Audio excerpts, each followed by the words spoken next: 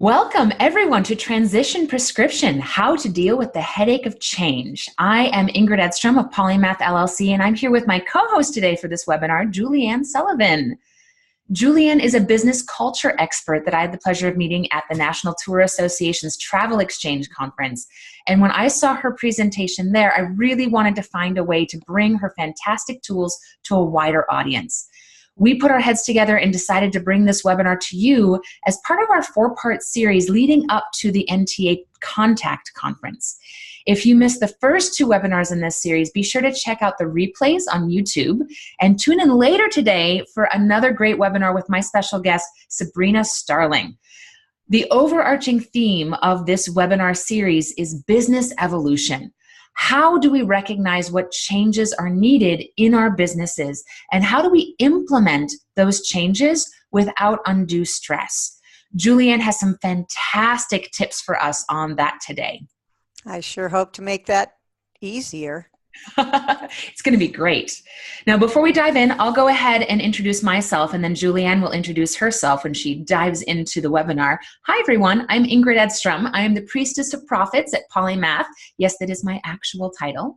I love spreading the gospel of healthy business, and you can find my business, Polymath, on YouTube, doing everything from hoity-toity webinars for other accounting professionals, as well as fun business education videos with puppets. Yes, I said with puppets.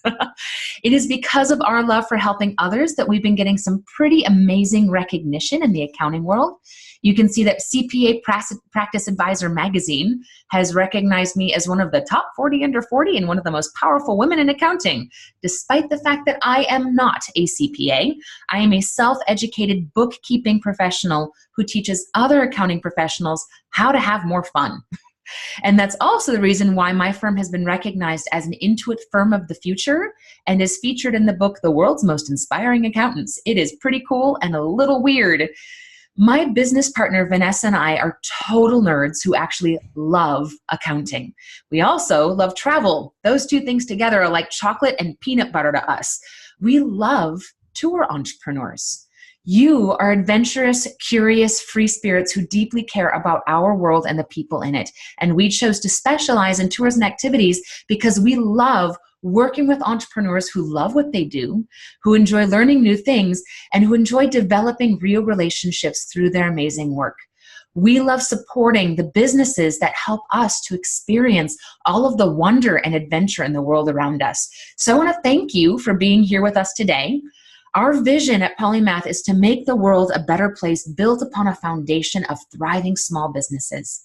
Helping your business succeed and helping you follow your dreams fulfills my greater purpose on this planet. We learned a lot of this stuff so that you don't have to. You don't need to become an accountant to have a good understanding of your business finances. We created a bunch of fantastic educational resources for our friends here at the National Tour Association, and now you get to have those resources at your fingertips. So Julianne, do you want to go ahead and tell our audience a little bit more about you? Sure. And one of the things, reasons why I think you and I click so much is, as you know, in a former life, I was an accountant for decades. And it is really important to have somebody by your side who can help you figure out how those numbers can actually help you have a greater business with more productivity and efficiency. So we're so glad that you and Vanessa are doing work like that. After years of being an accountant, I decided personally I didn't want to learn one more thing about the accounting world. So I knew it was time to move on and make a big change. I'm here today to talk to you about change, and trust me, I've been through a slew of it myself. So everything I'm going to talk to you about today, I've experienced. It's not like I don't know about these things and I've just lived a charmed life forever. And I really appreciate Polymath having me here today. I originally got a bachelor's degree in psychology and worked mainly in developmental psychology and focusing on autistic children. And then I ran away to the mountains and lived in a ski resort for 7 years.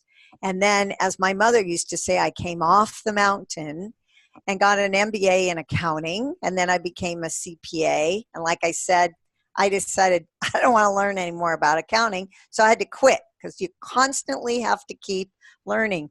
In your businesses, you've got to keep learning, right? You can't just do the same thing you did 20 years ago or you wouldn't have any more clients.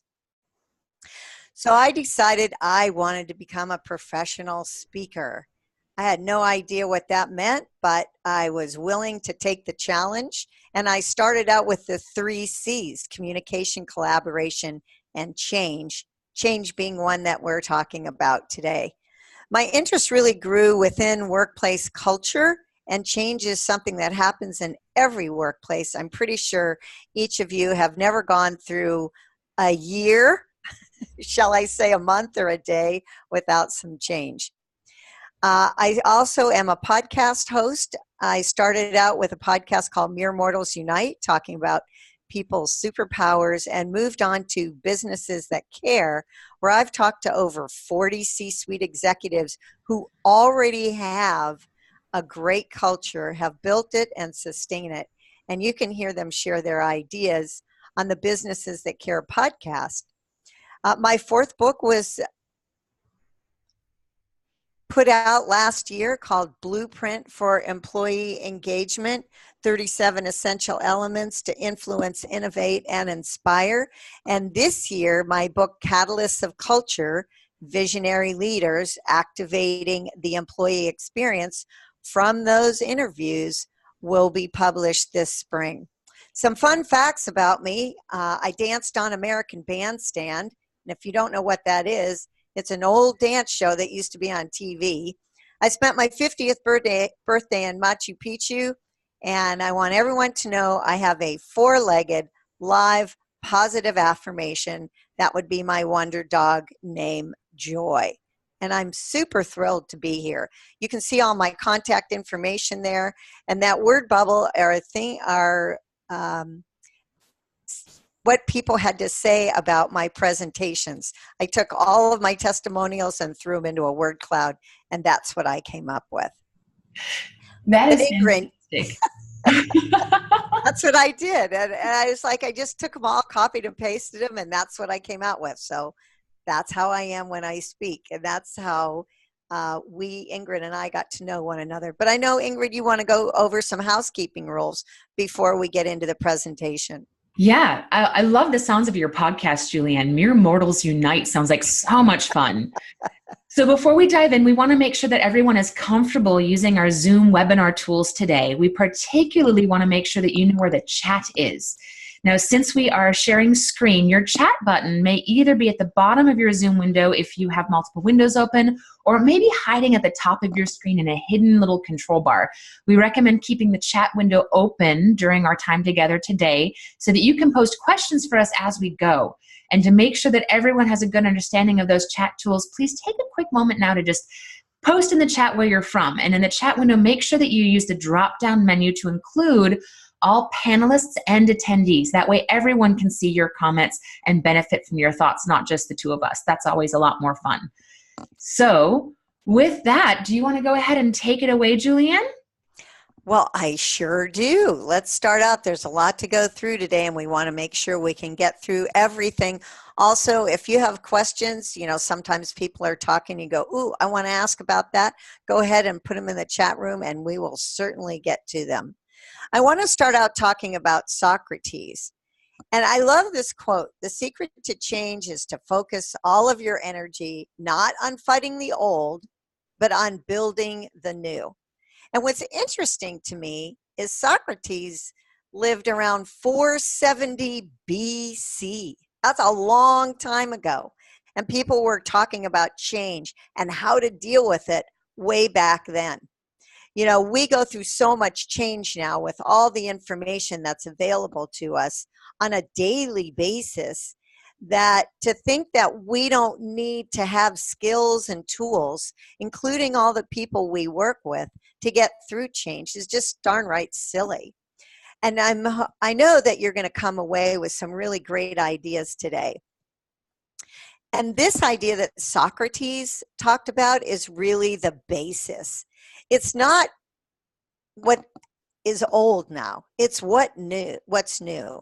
And probably one of the hardest things to do is to let go and move forward. But I'm going to give you some ideas on how to do that, actually. Because the only thing that's constant is change. And it happens all the time. It happens in your relationships at work. It may happen in your relationships in your volunteer groups. I mean, I'm sure some of you out there do charity work, and you'd think, hey, we're doing a charity. Everything's just going to go smoothly. But sometimes that doesn't happen either. Somebody doesn't show up when they're supposed to deliver something, or somebody who was supposed to help for whatever reason can't help anymore. All these are ways that change happen in our lives. Maybe some of you have worked for larger companies, and what you find is you have new ownership and new processes or new software or new accounting that you have to keep. Whatever it is, change happens. If you have kids, you've got a lot of change in your life. And so we have to be ready for it. And if you just go through life, like I said, thinking, oh, that'll never happen to me, it's going to be pretty frustrating. And it can even happen on your way to work, right? You can think you're going to get to work on time or an appointment on time. And in the travel business, this happens all the time. Delays, whether it's on a bus or on a plane or getting your Uber ride there on time, whatever it is, change happens. So today what I want to talk about is, first, what constitutes change. And I have this picture up there because I think there's a very important question to ask when you're frustrated about change going on in your life. And that is, whose monkey is it? In other words, is it really your change? Are you taking on change for someone else and they don't care? Have you ever been in that situation? Ingrid, have you ever been in that situation where you get really irritated about some kind of change until you figure out that it's happening to someone else and not you, and they don't care? Oh, of course. I think that everybody goes through that to a certain extent. It's empathy. It's a kind of a human reaction to the things going on in the lives of the people that we care about. And it's important to recognize where the line is between helping someone with the things going on in their lives and enabling them by trying to take on their problems. Yeah, and sometimes we try to take on their problems and it's not even a problem to them.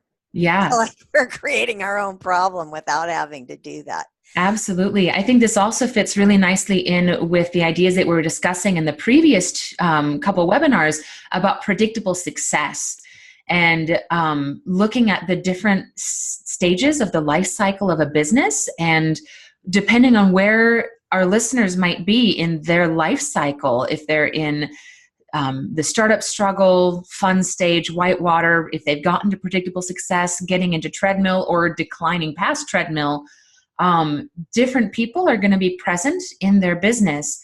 And in order to get from one stage to the next, change is necessary. And it requires people having the right roles within the system of the business so that they can be doing the right things. And oftentimes when we're taking on somebody else's monkey, it might be because maybe someone isn't in the right role within the business. So if that's something that you've noticed in your business or in your life, highly recommend catching the replay of those previous two webinars. Yeah, and you can be in the right role, but you have to have the right skills, and that's what we're going to be talking about today. Absolutely. First of all, I want you to recognize that there's three key components of change, and the first of those is power. Now, I could probably poll you out there and have you give me an definition of what power means to you, and we'd come up with multiple meanings. So you need to realize that power is unique to each of us. So I could show you a picture like this, and you could look at it. Some people would say, oh, they're having a power struggle. Or somebody would say, oh, they're playing. And that's just two different perspectives of the same picture. So when we talk about power, I want you to think about, you don't want to give your power away, but you don't want to create a struggle for yourself when you don't need to. It's interesting because sometimes when we go through change, we actually create a struggle, a power struggle, because our brain tells us, oh, that's going to be the easiest way to get through this change, when in fact, it may not be. So watch out for your own mind tricking you. It does do that. One of the ways to do that, to be more in control of your own power, is your attitude. And your attitude is the only thing you're in control of. A great man called Viktor Frankl wrote a book called A Man's Search for Meaning, and it was about his experiences in a concentration camp. And whenever I give this presentation, I look around the room and I'm pretty sure that most of the people in the room did not go through anything as horrific as this man did. And one of the things he wrote about was the fact that he survived that because he realized that his attitude was his own. I mean, come on, we think we're in control of our body, and we all know that people who have been healthy get ill. So as much as we think we're in control of that, sometimes we're not. But our attitude, we absolutely are. And being a nerd myself and an ex-accountant, a former accountant, I love numbers. So I found this on the internet once, and what you do is you give a number value to every letter in the alphabet.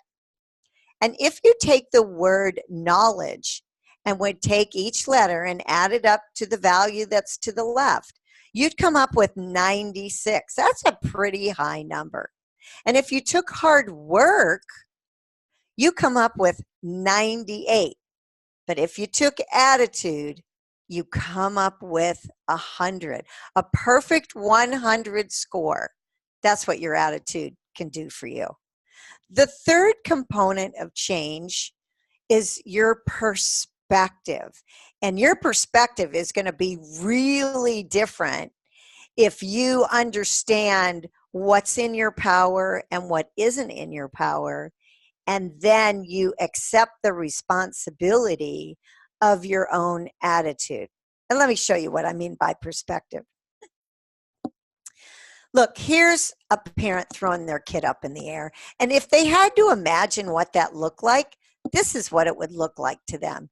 But, to the child, it looks more like that, right? And if you've had a kid or been around kids, once you do this, what do they say when you're done? Again, because they want to go high up in the air. But if you're not the parent who's throwing them up and you're looking from afar and you're feeling like you don't have power, you might see the kid flying in the air that high. Well, the point I'm trying to make is that your perspective, know that your perspective has a great chance of being different than someone else's perspective. And the more open we are to other people's perspectives, the easier it is to go through change that incorporates other human beings. If we go through change with other human beings, people you work with or people you're volunteering with or people in your own home, and you only have your perspective, that is going to be a very difficult road to go down. And speaking of roads, let's talk about roadblocks, unless there's any questions. There's no questions in the chat yet, Julianne, but I love that idea about perspective, and particularly thinking about the different, facets of perspective, that when you get a group of people together with different perspectives, that those come together to form this multidimensional viewpoint. And I think that is such a great way to look at things. And it's sort of the fundamental that Stephen Covey's 7 Habits of Highly Effective People, habit number 6, which is synergize, is built on that idea of perspective, that not only do many hands make light work, but many brains make better ideas.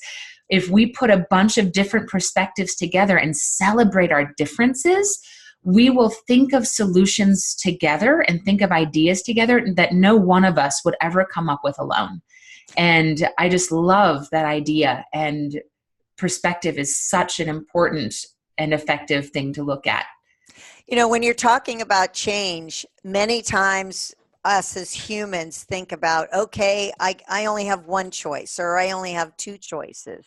And of course, that makes change a lot more difficult because we feel like we're losing power, right? And when we feel like we're losing power, we tend to get agitated, irritated, annoyed, angry, and whatever else you can throw into that mold.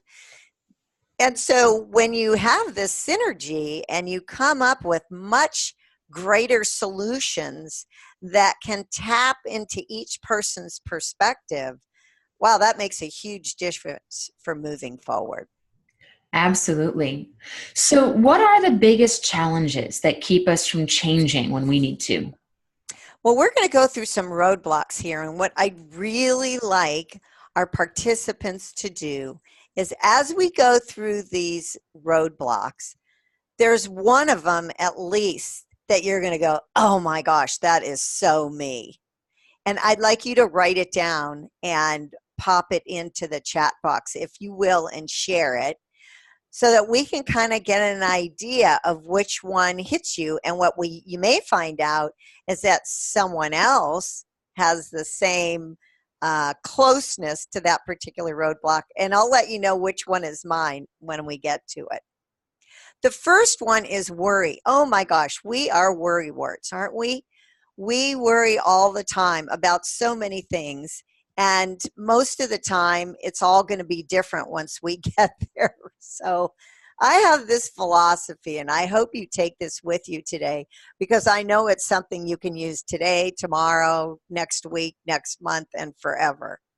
There are only two things to worry about. That's right, only two. You're thinking, Julianne, I have 100. No, there's only two. The first one is something you have no control over. And I say, once you realize you have no control, you got to let it go. The other thing is that you have control.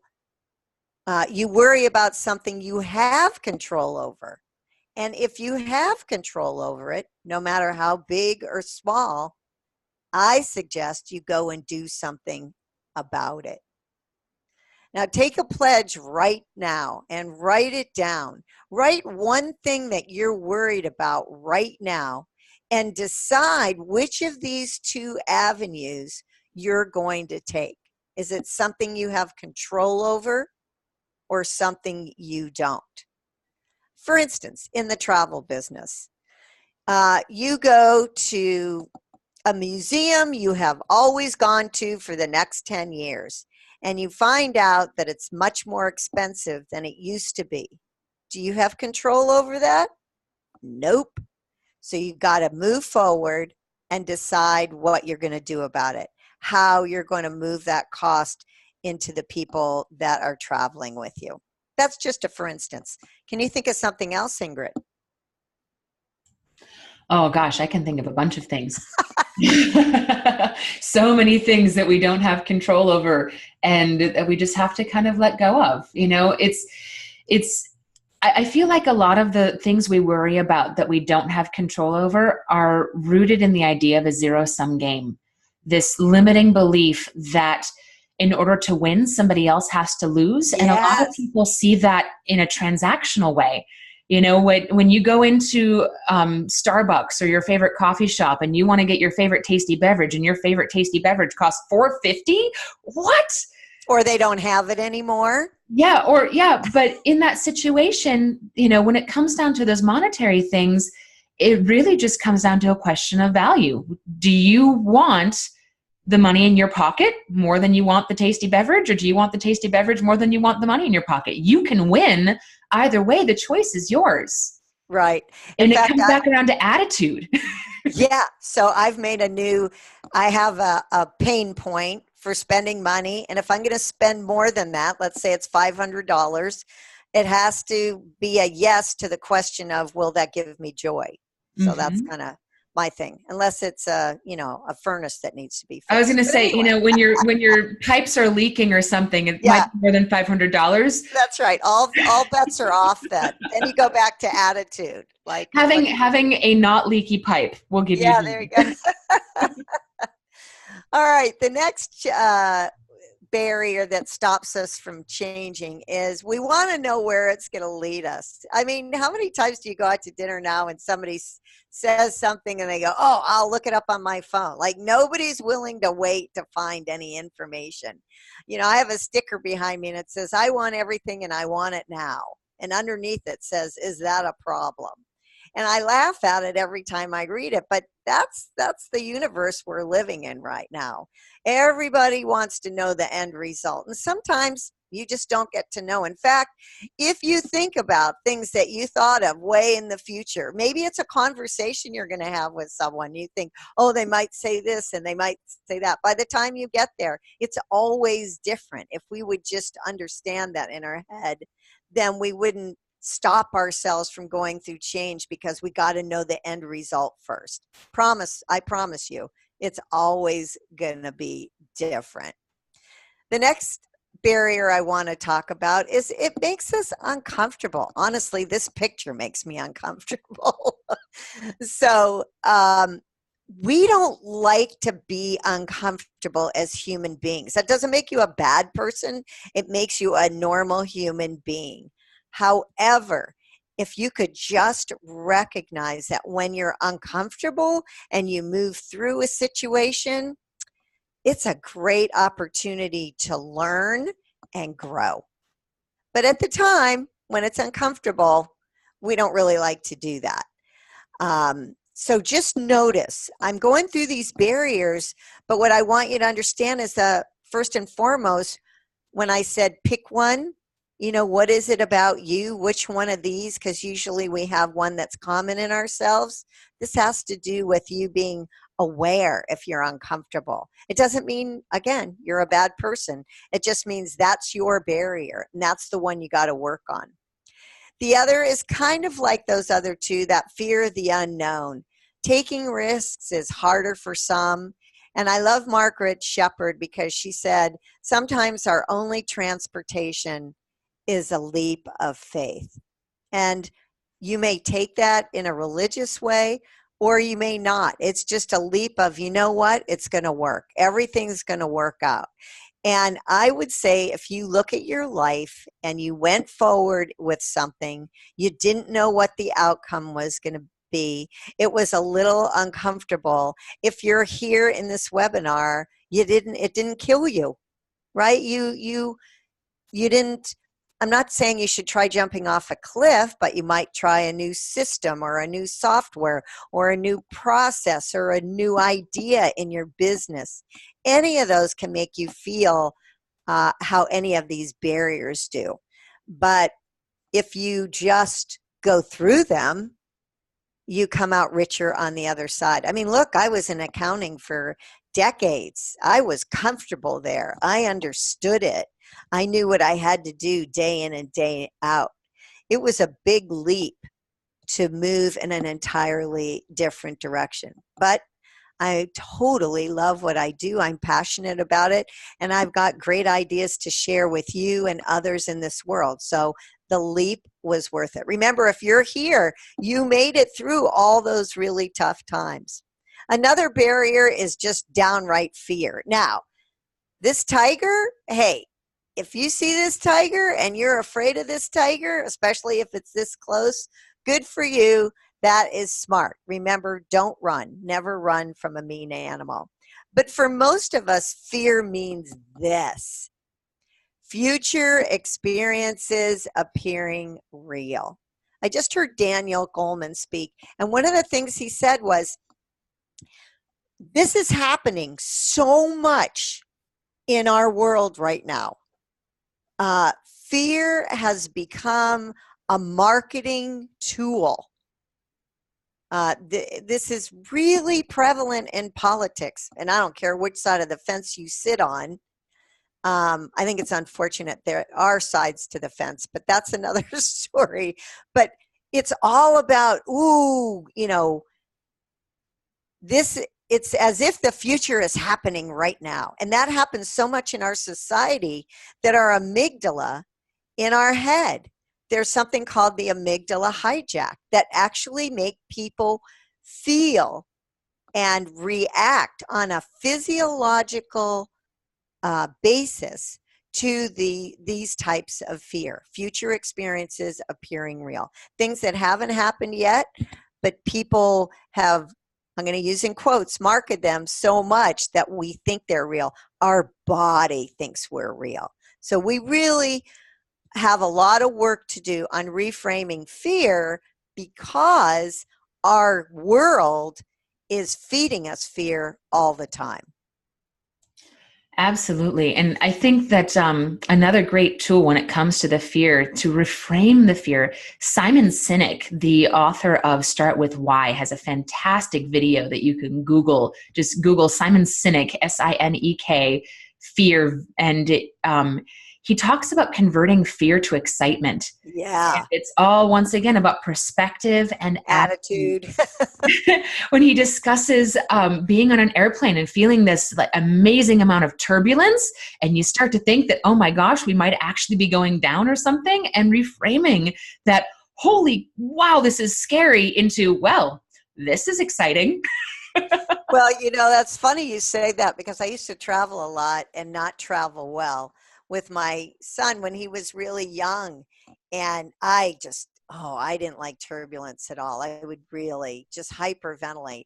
And of course, my son, who was about 4 or 5 at the time, thought it was really fun. Yeah. And he turned to me with a big smile and he'd go, "Mom, what's wrong?" And I go, "Nothing, Mommy's just hyperventilating." For me, it's not so much the, oh my gosh, the plane is going down. It's, I get airsick and I don't want to puke on the person next to me. Oh, thank you. We appreciate that. But it's All also, right.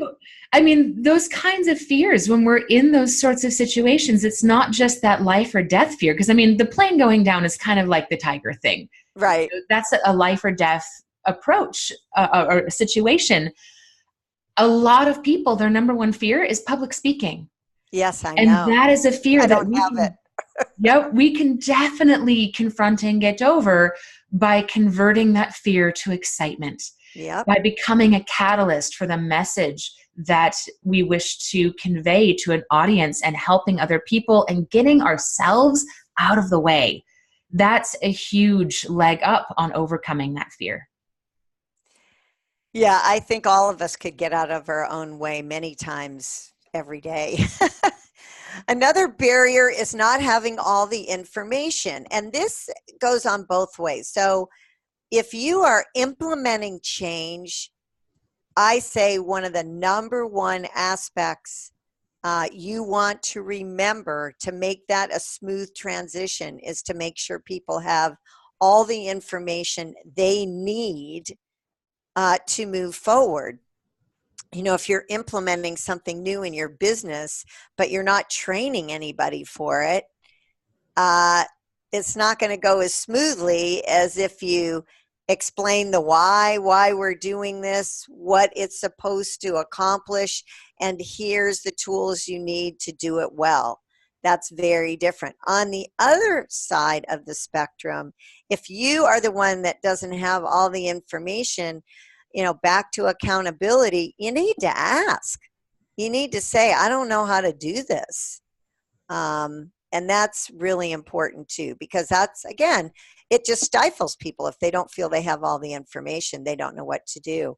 I had an HR director ask me once, they were being bought, and they said, people are coming to me all the time and they're asking me if I'm going to have my job tomorrow. And she said, I don't know what to say.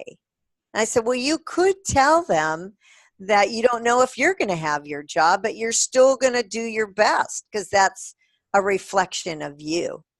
So I think it's really important to be honest, especially when people are asking for additional information. Even if your answer is, I don't know, it's an honest answer. Absolutely. I love that human resources example, Julianne. And we never know what's coming. There's infinite potential in every choice we make, and having the right perspective and attitude makes such a big difference. With that in mind, it also, like you said, we don't know, and asking the right people who do know and who can help with those things, I don't know how to do this, is really important. And speaking as one accountant to another, one area of that in business is your numbers, your accounting stuff. Absolutely. Using your numbers to make the best business decisions that you can, getting a better idea of what information you need to make effective business decisions, because knowing is half the battle. And if you don't know how to get that information, asking somebody who does. And And I'll put yeah. a plug in for Polymath, because part of what Polymath does is they know which of your numbers you really need to know about and how it can affect your business. Because for a lot of people, they just want to do their business. I just talked to somebody today who kept saying, I hate doing my numbers for my accountant. I hate it. And my advice was, well, first of all, you got to quit saying that. But it's okay. I mean, if you already have an outside service doing your accounting, you know that's not where your time is best served. That's great.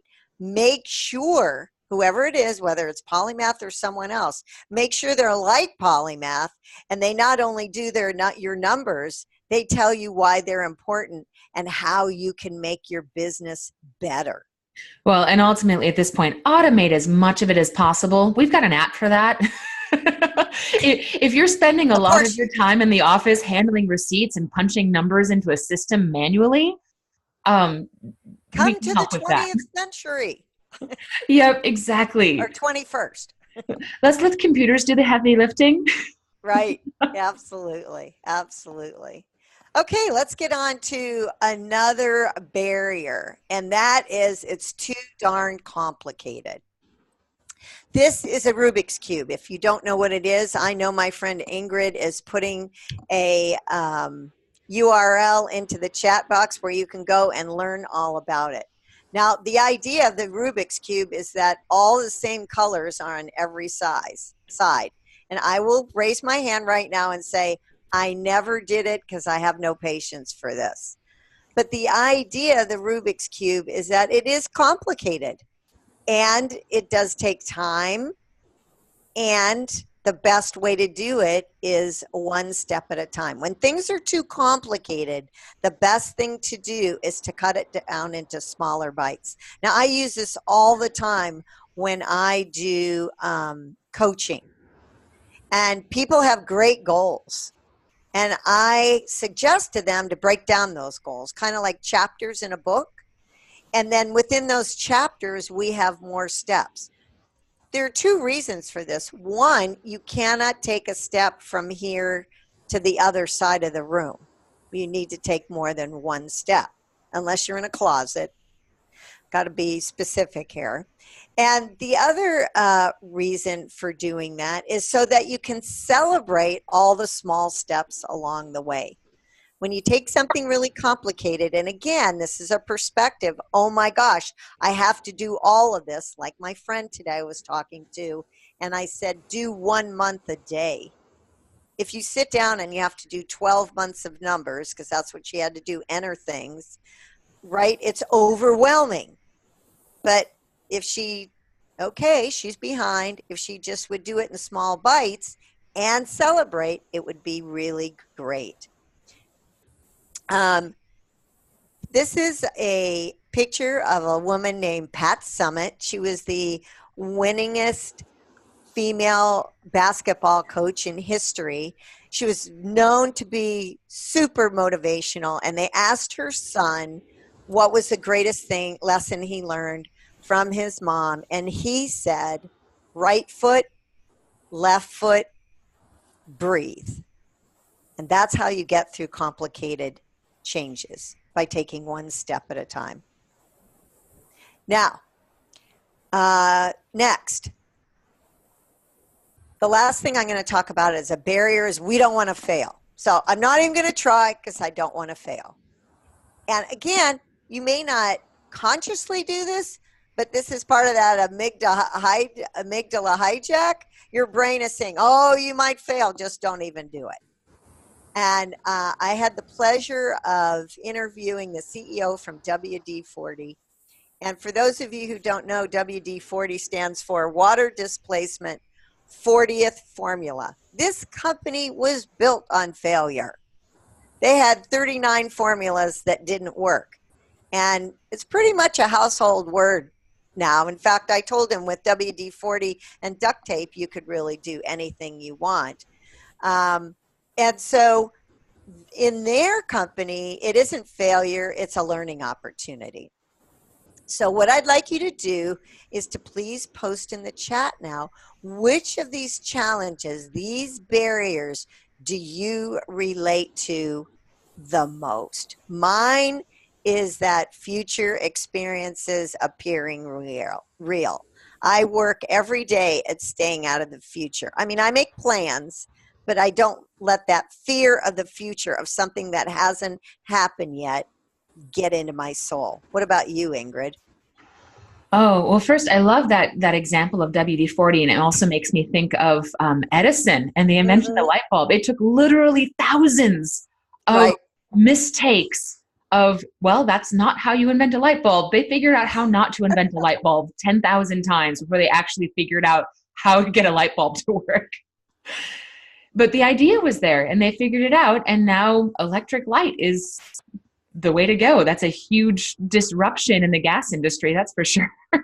So did we have any of our participants chat with us and let us know what their challenges are, or shall we We've move got on? one that says worry. I think it ties Worry. into the others, and also strong fear of failure, which amounts to worry. And you were asking me about mine. For me, it's all of them. Though I mean, I relate to all of them. Of I tend course. to be a risk taker, so discomfort and fear of the unknown are not as big for me. The biggest ones for me are worry, lack of information, knowing which steps to take, and mistakes. And Right. those complications, particularly in our complicated human relationships. Like you said about worry, it comes down to what we can and can't control. Right. And we can't control other people and their choices. That's right. I always say when your kids get to be teenagers, you just become the bumper guards on the bowling alley of life. Yes. And What that's we about can it. control is having clear systems and processes to support Yep. and direct people to greater effectiveness. And then hopefully those systems will help to indicate when maybe a relationship isn't a good fit, or maybe someone's in the wrong role for their And we position. and we use that in our businesses too. Yeah. So having these things set up to indicate when maybe a process needs to change, but in that situation, it ceases to be a roadblock to change and it starts being a change instigator. And all of this depends on other people and getting their needs addressed in the workflows. And it can be challenging to navigate. We Yeah. need So to be let's aware and just, have open communication and get new perspective and work together.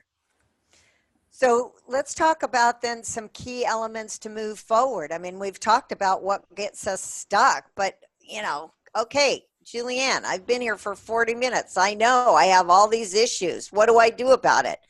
Here comes the ideas on how to move forward. This is what you're here for. First of all, do you know who you are? You can never have too much self-awareness. Never, never, never. You're always, hopefully, going to be learning about yourself. Get in touch with the barriers. Know when they pop up. You might even get to a point where you go, I feel that tenseness in my shoulders. Something's going on, right? Or I'm sleeping too much, or I'm irritable, or my hands don't feel right, or, once you learn how your body reacts to things, you can nip it in the bud, as they say, much quicker than if some people let change turn into too much stress, which turns into dis-ease, which is disease, right? So you got to watch that. You got to know who you are and take those baby steps forward. And I cannot stress enough how important communication is. In fact, when I'm talking to people and somebody mentions communications as a soft skill, I kind of get on a little soapbox, because seriously, how can you have any kind of relationship if you don't have good communication? It's essential, essential, essential. Get it? It's essential. So again, this is a lifelong journey on really listening to other people and also listening to what you say. I do entire workshops on communication and getting people in tune with the words they use, their body language, and their tone of voice. And I have worked with some leadership teams. You would not believe the changes that have been made to the business, to its very core productivity, profitability, because their communication changes. And if you don't have that kind of communication, what you have is rumor mills, whether that be with your clients, customers, or your workforce. And when you have rumors going around and people don't really know what's happening, it's like ripping open a feather pillow on top of a mountain and then me asking Ingrid to go and collect every single feather. Not going to happen. Those are all such great points, Julianne. And I just wanted to interject that these ideas of communication and the rumor mill and also knowing who you are, those fit so well in with the other webinar ideas that we brought up over the last couple of weeks, particularly predictable success. Predictable success has a fantastic personality type indicator where you can learn more about yourself and your team members can learn more about themselves so that you get to learn more about them, which helps in communication. Because by identifying who you are and who your coworkers are, you can learn to communicate more effectively and you can learn to avoid some of the stress that creates rumor mill. Yeah, definitely. So let's talk about some tips to manage change. I gave you a couple of key elements to move forward. Know yourself, communicate well. And now here's some real tips to manage change. First has to do with that self-awareness. Admit what you don't know. I love my friend Jeffrey Hazlett. One of his favorite sayings is, I don't know what I don't know. You got to admit what you don't know and take the responsibility to ask the questions that are necessary. So that's onus is on you. You know, a lot of times I talk to leadership about what they can do, but you know, we can't always assume that our leadership's going to take care of us. So we have to step up and say, you know, I don't know this and I need to know this to go forward. A meme I made recently said, be humble, you might be wrong. So we have to be open to other points of views. That goes back to perspective as well. Next, like I said, increase your self-awareness, admit what you don't know, and also admit what you're not willing to do. We all have our barriers in life. Remember I said I'm not going to spend over $500 unless it brings me joy, unless I have to fix my furnace. We already went through that. But there are certain things I'm not willing to do, and if you have greater self-awareness, that's okay. You know what you're not willing to do. You know what? You have to make that decision. That's going to help you get through change as long as you have that communication, right? I'm not willing to work on this new project if I don't have the tools I need, because without them, I'm going to fail. That's what I mean by this. And then the next thing is to be more present, right? It's back to what we talked about before, getting out into the future, worrying about changes that aren't really ours. Get more present in what you're thinking, what you're doing, and what you're communicating. That will really help. The more you get ahead of yourself, the more you can't do well in the moment.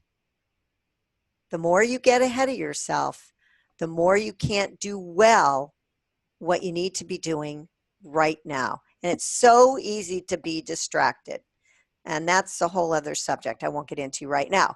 The next is help someone else. You know, when you're going through change and it's kind of difficult, it's really great if you mentor someone else. Because if you mentor someone else, you learn more. Not only that, going back to perspective, this all ties together.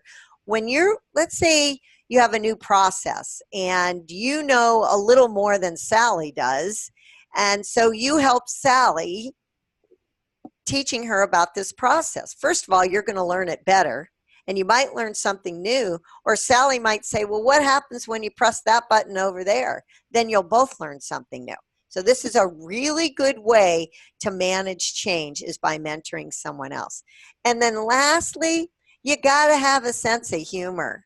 Life is full of so much. Sometimes you just have to have a good chuckle. Seriously, I know that some things are very serious in life, but I'd like you to keep thinking about what's important, what you have, and how you're going to get from here to there. I used to work in an accounting firm, and every year we would mess up on the simplest return, probably because we weren't paying attention, because there wasn't a lot of detail there. And I remember one year we had the simplest return. We had to run it 7 times. So in a break room where there was no customers, we hung these up there just so we'd go in there and laugh at ourselves. Sometimes we got to laugh at ourselves. Sometimes we pick up someone else's change, right? They got their desk moved. We're all upset. They're not. We realize we're nuts for doing that. And we could let that go because that person doesn't care. Laugh at yourself. Don't beat yourself up. And that way you can move on much quicker. These are so great. I love each of these ideas, Julianne, and especially for me, helping someone else is the one that really helps me. You know, the fastest way to learn something is to teach it. Absolutely. And by creating opportunities to learn together, then we don't have to do it alone. And that helps us to be more present, because we get to be present in the moment with others. And that helps a lot. And each of these tips is so useful right now in the tourism activities industry, because there's a lot of change going on for tour operators right now. For everybody, yeah. Disruption happening in the industry, particularly with technology and the way that the industry is being run. There's, in the same way that the horse and buggy industry was interrupted by the invention of the automobile, and hospitality and airlines and taxis have been interrupted recently through online travel agencies, Airbnb, Uber. Right. Those kinds of disruptions are starting to affect the tour industry. Right. And looking at how we can weather those changes, right, putting our blinders on and ignoring them are not going to make them go away. So looking at this and admitting what we don't know and seeking the new information, seeking assistance, increasing our self-awareness, figuring out what we are and aren't willing to do so that we understand our choices, being present and not having our blinders on, learning how to help each other through this, and also laughing at it. These are exciting times to live. Let's figure it out together. Right. All of those things are so important. And we really want to encourage our tour operators to chin up and let's figure this out together. Yeah, and if you're in leadership and you see somebody who's struggling, that's the person you can have help someone else. And the other thing is, that's why you go to conferences and stuff like NTA, because you're learning there. But I don't want to run out of time before we go through everything. So I want to quickly go through the 4 stages of change. And if you are aware of these and the order they go in, this is very important. If you mix up this order, it doesn't work as well. And this is the order, or the third one doesn't come first. So we start out with seeing. We got to know what the change is. If you let change blindside you, that's going to be very difficult. So either see it coming, inform people that it's coming, that's both sides, or once it comes, stop and take stock of what that means and what it means to you. Then the next stage is to accept it. And what I mean by accept it is, you can either accept where you are, or you could quit your job. I mean, I'll go all the way to the other end. You could close your business. That is an option, but is that what you want to do? And so if you're in an industry where things are changing and they're disrupting and you have to do something different, you can either accept it and then, figure out how you're going to move forward, or you can say, I don't want to accept it. And at this point, you can just get out of it if Absolutely. that's what your choice is. And I'm not saying one's better than the other. Everybody's got to do it for themselves. But there has to be some acceptance if you want to go to the next step, which is you got to own it. Okay, this is where the world is going. Airbnb is not going away anytime soon. Uber is not going away anytime soon. What can I do differently so that we can share the stage, basically? That's owning it. And last but not least is moving on, taking that step. What are you going to do? What webinar are you going to watch? What conference are you going to go to? What colleague are you going to talk to? What ideas can you get from your own workforce? As I say, you got to kick yourself in your own butt so you don't get stuck. In all of these stages of change, we have accountability. It's up to you to see it. It's up to you to accept it. It's up to you to own it or let it go. And it's up to you to move on and find ways in which to do that. So the question I have for you to ask yourself is, what will you do differently? That is fantastic, Julianne. And I absolutely love the 4 stages. And so often it seems like people have their blinders on, trying to ignore the changes that are happening around them so that they don't have to change themselves. And it's time to take off the blinders so we can see it and accept it. And that doesn't work. Yep. In the tours industry, it's time to accept that if you're not currently using a booking a reservation software where your guests can book through your website and figure out how to appeal to the millennials that are traveling, and you're losing business. Yep, you're losing business. And the baby boomers and even the Gen X that are retiring now, they're not going to be traveling forever. If you're serving a group of seniors that is getting older at this point, it's time to start appealing to the next generation. And those changes have to happen. And in order to do that, you've got to get on the boat of technology and start moving forward. So I encourage our participants to go ahead and post any questions in the chat. And keep in mind that we don't have to do this alone. We can work together and hold each other accountable. So with that, while we're seeing if any questions come in the chat. Yeah, we got 2 minutes left, right? Yep. I want to touch really briefly on our last upcoming webinar before Q&A, give our participants some heads up about other educational opportunities that are available, and also let them know how to reach us. So each element of this webinar series offers different pieces of insight that build on each other, helping us to implement the changes that we need in our business. And if you didn't get the chance to watch each of these webinars live, I really recommend catching the replay of the previous 2 on YouTube. The first was Time and Team Management for the Business You Love with myself and Alyssa Keschel. And we did a fun overview of how to use the Pareto principle and predictable success to increase your awareness of your effectiveness and pinpoint areas where a little change might make a big difference in your business. And the second, you get to watch me and Les McCune, the author of Predictable Success, do a nice deeper dive into the ideas of predictable success. And he's got several other great books that can help your business scale and succeed as well. So I'd suggest checking out that webinar with me and Les McCune, and also looking up the book Predictable Success and his other books. And you can find links to those replays on our website, polymath.com, or on our YouTube channel if you want to look us up and subscribe. So this was the 3rd in the series, and we'll be wrapping up this 4-part webinar series later today with Tapping the Potential of Your Dream Team with me and Sabrina Starling. Dr. Sabrina Starling is a business psychologist that specializes in building your team of rock stars that will bring your business to the next level of success. And then at the NTA Contact event, which is coming up in March, I will be teaching 2 sessions, one on continuation and succession planning for tour companies, and another on how tour companies can survive the disruptions that technology is currently bringing to the tourism activities industry.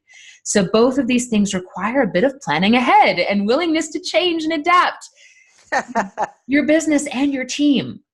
So we scheduled these webinars to begin creating more fertile ground in our minds so that these seeds can really take root at contact. And we hope that you'll take advantage of all of this great education that can really help your business grow. And then here are some more great free resources that can help you on this journey. Please join our Facebook group for Tourism Activities Business Strategy, where you can have discussions and ask questions with your colleagues in the industry. Sign up for our newsletters so that you can stay in the loop on webinars and other educational opportunities that we offer in the future. And be sure to visit our website, polymath.com, for tons of free articles, videos, and other resources like the tour app study, which we are about to launch. It's going to go live. We're rebranding it as the Atlas, which Booking Reservation Atlas is apps for tours, leisure, and activity sales. We would love to help you find the right software for your company. And last but not least, if you think you might like a guide on your adventure through the lands of business finance, Polymath does offer a free initial consultation where we can see if we might be a good fit. We want you to find the best possible solution for your needs, even if it's not with us. So to start that process, you can fill out our new client questionnaire on our website. My contact info is at the bottom of this slide, so please feel free to reach out. And Julianne, do you want to let our participants know where they can find you if they have questions? Absolutely. You can go to juliannesullivan.com. That is the easiest way, and sign up for Business Culture Insights. It's a monthly newsletter, and you'll receive a URL to my resource vault. And my resource vault is filled with great information on how to create a better business culture for yourself and for all the people who work with you. Of course, you can always go to businesses.carepodcast.com, but you can also get there through my website and listen to those leaders and how they've done it. And I got to tell you, most of them, it didn't cost any money at all. You can always email me or just call me at 724-942-0486. It's been a blast being here. And any parting comments from anybody or questions? No questions in the chat right now, Julianne. Thank you so much for joining us. This was so much fun.